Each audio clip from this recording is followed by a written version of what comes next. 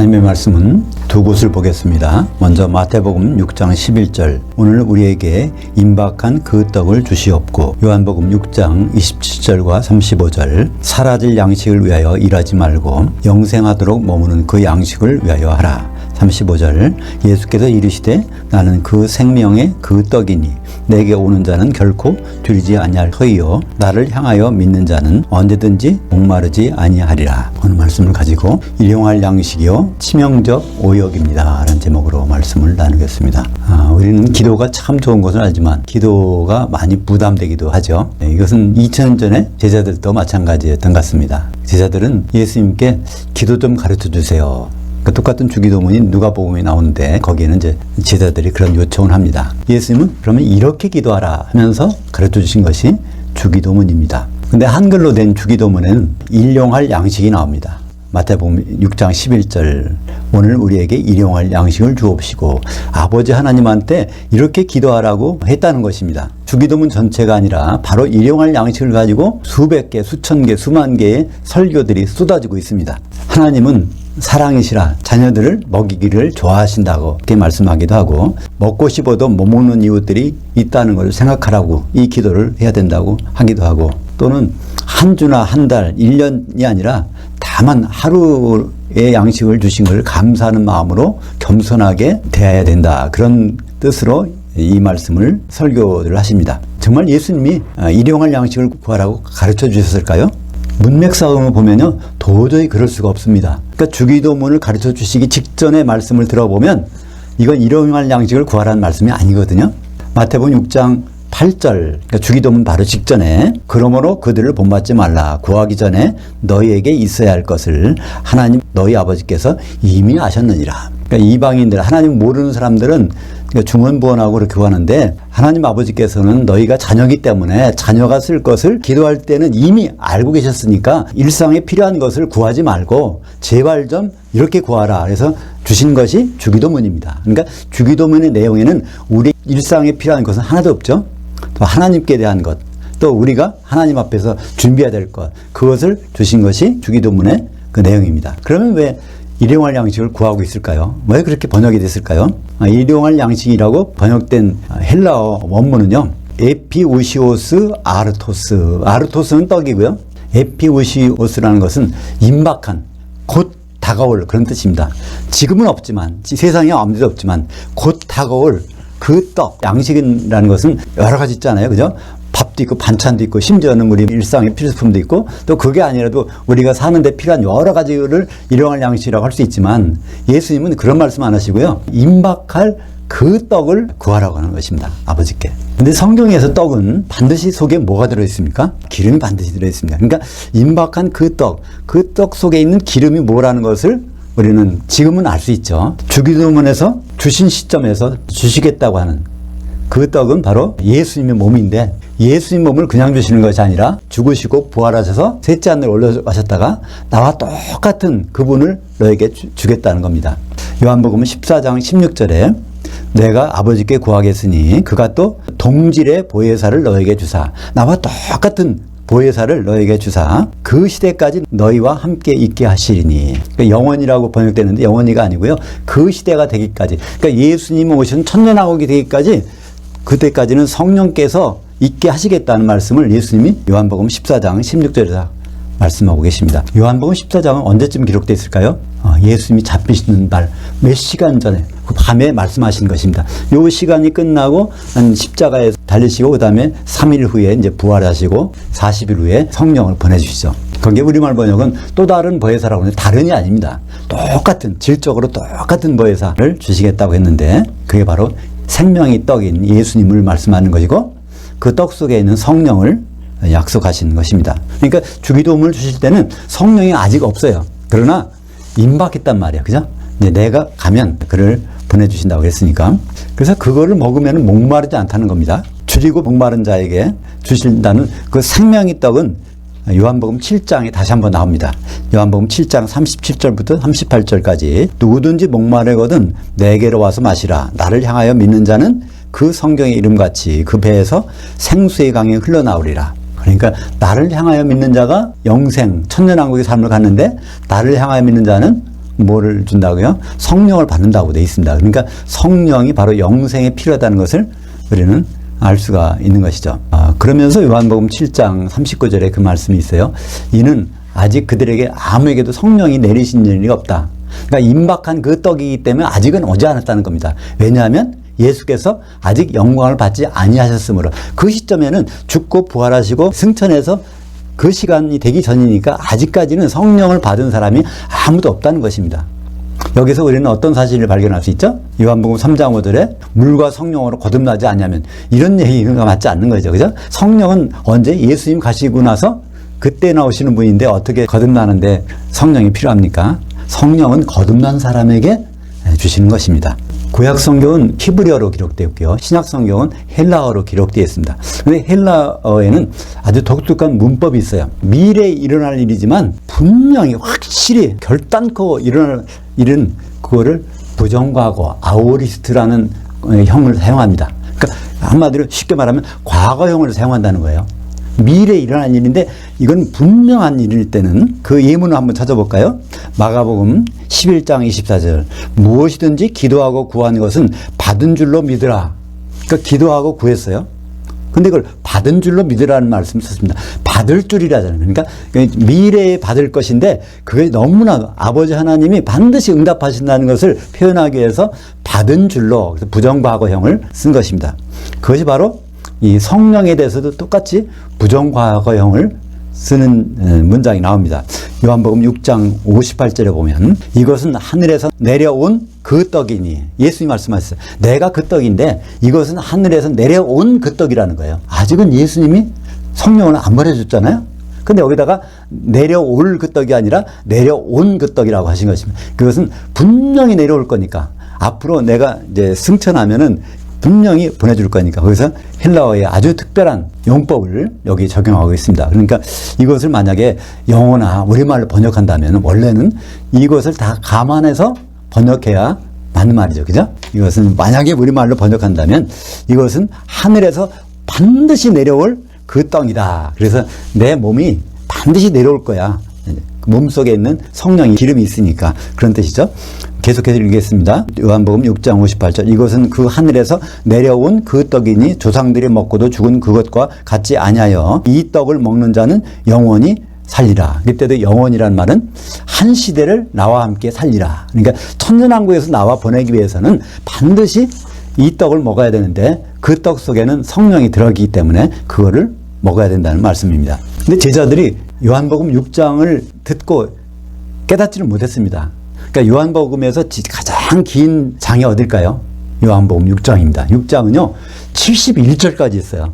오병이어의 사건이 나온 다음에 그 다음에 생명의 떡에 대해서 계속 말씀하시는데 그 내용은 바로 떡 속에 있는 기름인 성령을 계속 말씀하시는 것입니다. 근데 제자들은요 이 말을 들어도 잘 이해를 못해요. 이분이 어디 가신다는 얘기인가? 어떤 얘기인가? 그래서 다 떨어져 나올 정도로 그렇게 이해를 못하니까 예수님이 이렇게 말씀하십니다. 요한복음 6장 62절부터 63절까지 그러면 너희는 인자가 이전에 있던 곳 셋째 하늘로 올라가는 것을 본다면 어떻게 하겠느냐? 생명 주는 것은 그 영이니 육은 무익하니라. 내가 너에게 이런 말들이 영이요 생명이라. 제자들 앉혀놓고 계속 말씀하는데 생각도 못한단 말이야.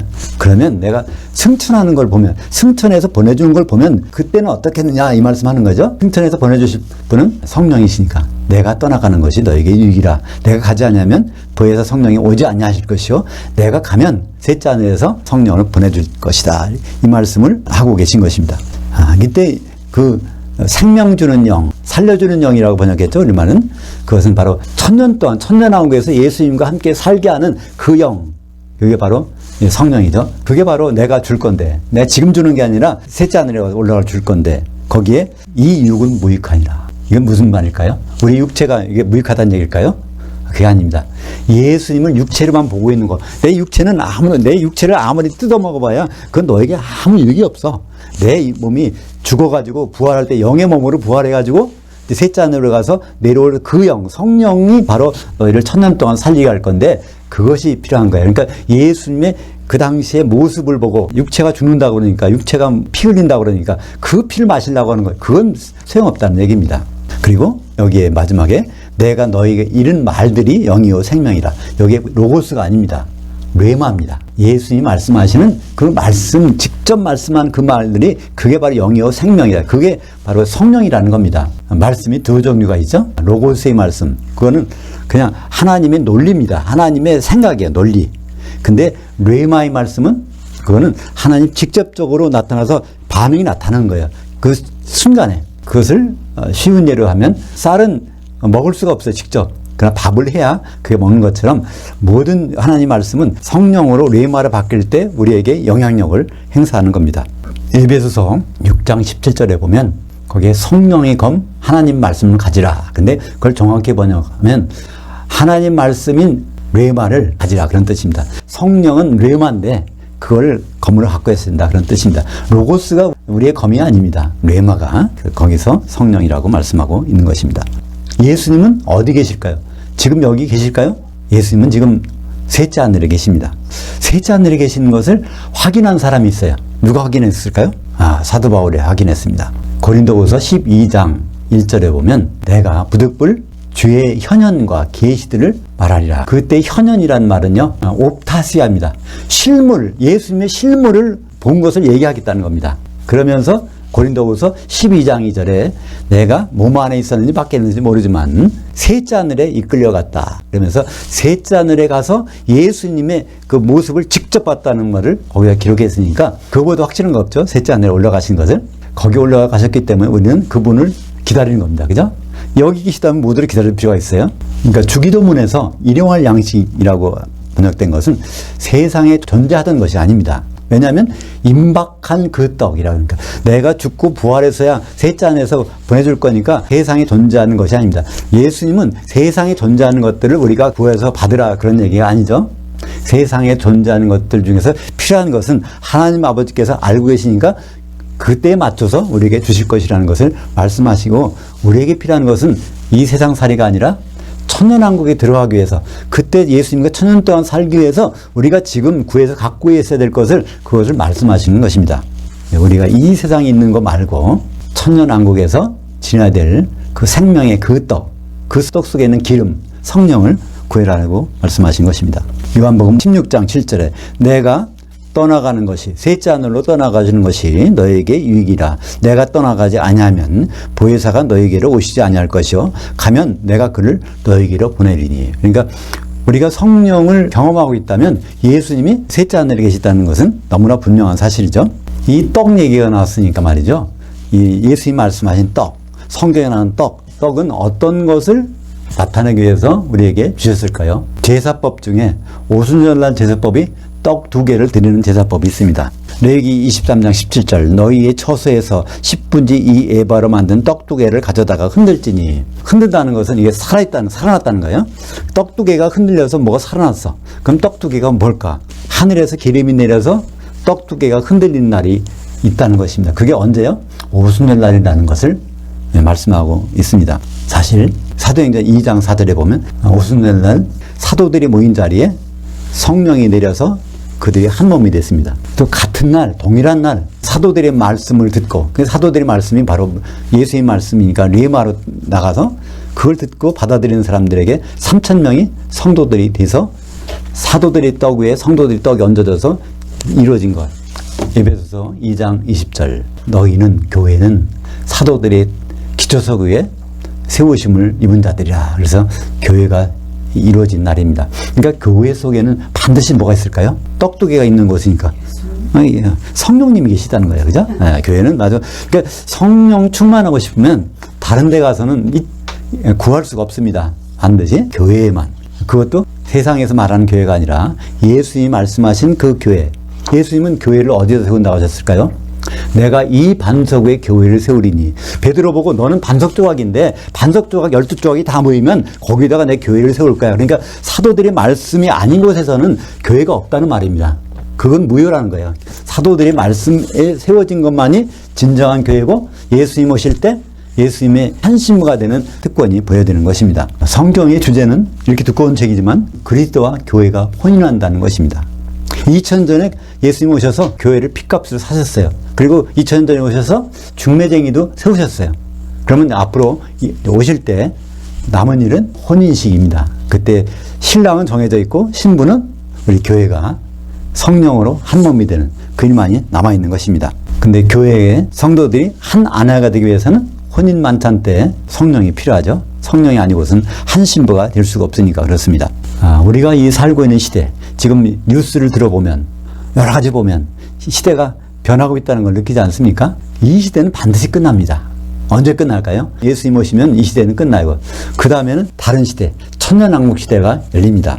우리가 준비를 하건 준비를 안 하건 계절이 바뀌는 것과 마찬가지로 이 시대는 가고 천년왕국 시대는 반드시 올 것입니다. 요한계시록 11장 15절에 일곱째 천사가 나팔을 불며 하늘에 큰 음성들이 나서 이르되 세상 나라가 천국이 그리스도의 나라가 되어 천년왕국이 되어 그가 세세토록 통치하시려다 하니, 그러니까 마지막 나팔 소리가 나면서 이 세상은 이제 끝나고 주님의 왕국이 이제 펼쳐진다는 것입니다. 그러니까 우리가 일용할 양식을 구하고 있다가 생명의 그 떡 속에 있는 성령을 구하지 못한다면 이것은 낭패당하는 것이 아닙니까? 더구나 우리는 부지불식간에 성령을 거역할 때가 많습니다. 마태복음 12장 32절에 보면 또 누구든지 말로 인자를 거역하면 사하심을 얻되 누구든지 말로 성령을 거역하면 이 시대와 오는 시대에도 사하심을 얻지 못하리라. 성령을 거역하는 것이 가장 쉽게 말하면 뭘까요? 사도들이 기록한 신약 성경에 있는 내용을 무시하는 것입니다. 그것이 바로 성령을 거역하는 거예요. 성령께서 말하는 죄는 특이합니다. 우리는 죄는 관역을 빗나가는 것이라고 하죠. 근데 성령께서 말하는 것은요, 요한복음 16장 9절에 보면 예수님을 향하여 믿지 않는 것이 죄이라고 그랬습니다. 예수님이 움직이는 모습을 끝까지 보고 그것을 그렇게 믿지 않는 것은 다 죄라는 거예요. 십자가 예수만 보면 이건 죄입니다. 그분이 십자가에서 내려오셨고 승천하셨고 그리고 앞으로 다시 오실 것인데 뭐라고 오세요? 신랑은 오시는데 신랑은 오신 분을 그냥 가서 이렇게 맞을 수 있나요? 축의금이나 준비해서 내면 되는 건가요? 그렇지 않습니다. 우리는 혼인 당사자이기 때문에 혼인에 필요한 것을 각자가 준비해야 되는데 그것이 바로 임박한 그 떡 속에 있는 성령인 것입니다. 요한복음 6장 27절에 보면 썩을 양식을 위하여 일하지 말고 영생하도록 있는 양식을 위하여 하라. 이 양식은 인자가 너에게 주리니. 이것이 바로 썩을 양식이라는데 이것은 번역이 좀 잘못된 겁니다. 썩는다는, 부패한다는 것이 아니에요. 여기는 아폴륨이라는 것을 썼습니다. 이거 없어진다는 거예요. 언제 없어질까요? 다음 시대, 우리가 영의 몸으로 변화된 그 다음부터는 이런 음식을 안 먹잖아요. 이 음식은 영의 몸을 잊기 전까지 먹는 음식입니다. 그러니까 그 사라질 음식을 위해서 일하지 말고 영생하도록, 영생이라는 1000년 동안을 지낼 수 있도록 하는 양식, 그것은 바로 성령이죠. 위하여 하라. 이 양식은 인자가 너에게 주리니. 이 말씀하실 때 미래로 했어요. 언제 주실까요? 승천해서 주겠다는 말입니다. 바로 부활 승천해서 주시는 성령을 말씀하고 있는 것이죠. 우리는 임박한 그 떡, 주기도문을 외울 때 일용할 양식 때문에 우리는 어떻게 하면서 가죠? 오늘 임박한 그 떡을 주시옵고. 근데 사실은 임박한 그 떡은요, 실제로는 오순절날 내린 성령입니다. 그러니까 임박한 그 떡이라고 하지만은 속으로는 그걸 생각하면서 우리는 주기도문을 암송하지 않습니까? 임박한 그 떡으로 우리는 충만해야 됩니다. 앞으로 어떤 일이 있을 테니까 그럴까요? 공중의 신부실에 가서 주님을 만날 텐데 거기에 하나님의 아들들, 성도들은 다 올라가요. 기름 준비했건 안 준비했건 다 만납니다. 그게 마태복음 9장 15절에 예수님이 말씀하셨어요. 신부실에 있는 아들들이 공중에 휴거돼서 거기에 있는 모든 기독교인들이 신랑과 함께 있을 동안에 슬퍼할 수 있느냐? 그러나 신랑을 빼앗길 날이 이르니 그때는 금식할 것이니라. 금식은 함께 식사를 못하는 겁니다. 예수님과 천년 동안 지옥에서 보내야 되기 때문에 주의 날 공중에 올라가서 신부실에서 혼인 만찬에 들어가려면 기름이, 성령의 기름이 있어야 됩니다. 주님의 혼인에는요, 두 가지 잔치가 있다고 그랬죠? 오찬과 만찬이 있습니다. 마태복음 22장 4절에는 혼인 오찬 때는 모든 기독교인들이 다 불러들여요. 근데 그 자리에서 쫓겨난 사람이 있습니다. 예복을 안 입은 사람은 만찬에 쫓겨납니다. 그 예복이 그리스도의 예복이고 갈라디아서 3장 27절에 성령으로 세례받은 자는 그리스도로 옷 입었느니라. 그러니까 성령이 충만한 자만 그 만찬장에 들어가는 것을 우리는 볼 수 있죠. 마태복음 25장 10절에 준비한 자들은 혼인 만찬에 신랑과 함께 같이 들어가고, 우리가 구할 것은 일용할 양식이 아닙니다. 기도하지 말라는 얘기가 아니잖아요. 우리가 기도하려고 하는 순간에 하나님 아버지께서는 다 아셨으니까 그것은 우리가 필요할 때 하나님은 주실 것입니다. 정작 우리가 조심할 것은 성령 소멸입니다. 성령 한번 받았다고 이게 계속 가는 것이 아닙니다. 이 전구도 그렇잖아요. 이거 수명이 있어요. 계속 빛을 바라다 보면 이게 끊어져 버립니다. 특별히 등잔불 더욱더 그렇지 않습니까? 그 기름이 있는 동안만 불이 켜집니다. 빛을 내는 동안은 성령이 소멸되게 돼 있어요. 그래서 성경에서 가장 모범적인 교회가 무슨 교회일까요? 책망을 안 듣는 교회. 데살로니가 교회입니다. 데살로니가 교회는 소문난 교회예요. 근데 그 교회가 다 갖고 있는데 거기에 경고가 있습니다. 데살로니가전서 5장 19절에 보면 너희는 성령을 소멸하지 말아라. 그러니까 성령이 있으니까 그런 말씀 하시는 거죠. 고린도 교회는 없으니까, 에베소 교회는 없었으니까, 성령이 있음도 듣지 못했으니까 그렇지만 데살로니가 교회는 성령이 충만해요. 근데 그들에게 요구되는 것은 소멸이 안 되도록 한다는 것입니다. 우리는 운명이 결정된 것이 아닙니다. 우리의 운명은 이 세상에서 죽기 전에 결정됩니다. 우리가 기름을 준비하고 잠들었느냐, 기름을 소멸하고 잠들었느냐, 그 심판은 주님 오실 때 심판이라는 거지만 거기에 대한 결과는 오늘 살아있을 때 우리가 하는 것에 달려있는 것입니다. 예수님 오시면 분명히 심판이 있습니다. 누구에게나 심판받아요. 마태복음 25장 40절에 심판의 결과가 나옵니다. 그들은 영벌에, 의인들은 영생에 들어가리라 하시니라. 영벌은, 영이라는 단어가 헬라어로 아이오니오스, 한 시대 동안, 1000년 동안 벌을 받는 거. 어디서? 지옥 가서. 또 영생, 1000년 동안 같이 예수님과 사는 것. 그러니까 예수님과 1000년 동안 같이 지내느냐? 예수님과 떨어져서 1000년 동안 지옥에서 보내느냐? 그 결과는 어디에 달려있다고요? 마태복음 25장 40절에 사도들의 꼴을 얼마나 정성스럽게 먹었냐에 따라서 그 결과가 달라진다는 것을 볼 수 있습니다. 신약성경은 그냥 신약성경이 아닙니다. 이것은 주님의 말씀 옮겨놓은 거니까 뇌마입니다. 뇌마는 바로 하나님의 성령이 그 속에 가득 차 있는 것이죠. 우리가 날마다 임박한 그 떡, 곧 성령을 구한다면 주의 날 주님과 만나서 헤어지지 않고 1000년 동안 주님과 통치하는 복을 누리게 될 것입니다. 기도하겠습니다. 하나님 아버지, 오늘 일용할 양식에 대해서 성경 말씀을 자세히 볼 수 있도록 인도하심을 감사합니다. 그것은 예수님이 기도를 가르쳐 주실 때 아직 세상에 존재하지 않은, 그러나 임박한 그 떡, 예수님이 승천하셔서 보내줄 성령인 것을 말씀을 통해서 다시 한번 확인합니다. 우리가 주님을 만날 터인데 그의 한 아내 될 처지로 만날 때 혼인만찬까지 들어갈 수 있도록 잘 준비하게 인도하여 주시옵소서. 예수님 이름으로 기도합니다. 아멘.